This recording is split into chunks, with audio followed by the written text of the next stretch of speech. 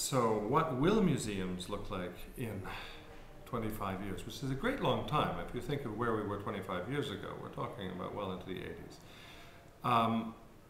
I actually think, following the line of reasoning that I've put forward a lot of times, is that museums are going to have to start closing down. They're going to be repurposed. They're going to be used in different ways.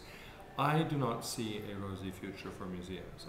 I see that the museums have overbuilt to try to create certain kinds of experiences, such as blockbuster exhibitions. They've overbuilt their spaces. They've built on the assumption of continuously increasing visitor numbers and continuously increasing revenue.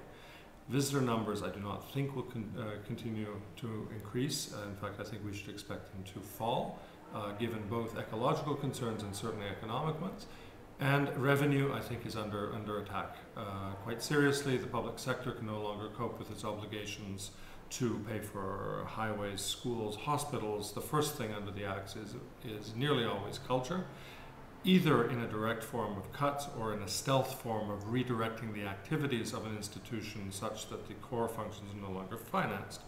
Museums are especially at risk in this case because the public sector tends to be supporting things that are popular politically at the expense of certain core museum functions, which one would argue in the, if we're speaking of museums in the broadest sense of the institutions that preserve our cultural memory, there are still functions that are not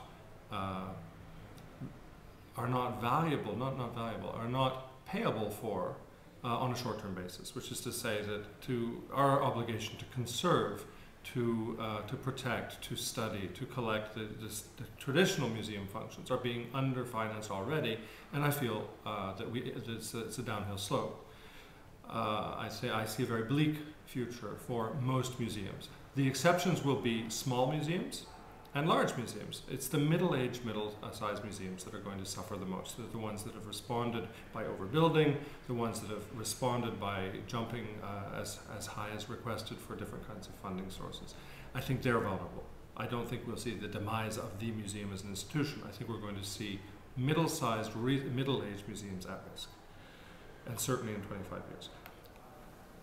That said, what should the institution be looking at? I think that we should be thinking, especially those who are running middle-sized, middle-aged institutions, we think about what functions we actually serve best, what kinds of cultural memory we preserve best, what sorts of memory we can collaborate with other institutions, how we deal with a digital future, how we deal with the fact that in the 25 years that are to come, barring apocalyptic collapse, there will be increasing amounts of culture that is not material, which is to say the culture that we consume, the culture that we experience is increasingly not a material culture. So I think that to be in this middle-sized, middle-aged institution whose entire mission has been devoted to preserving things should be rethinking very carefully. So what museums should we be seeing are museums that are slimmer, are smarter, are interested in the challenges of performing their core mission of preserving our cultural memory for future generations in order that we can actually one day reflect upon our past with enough distance to understand it.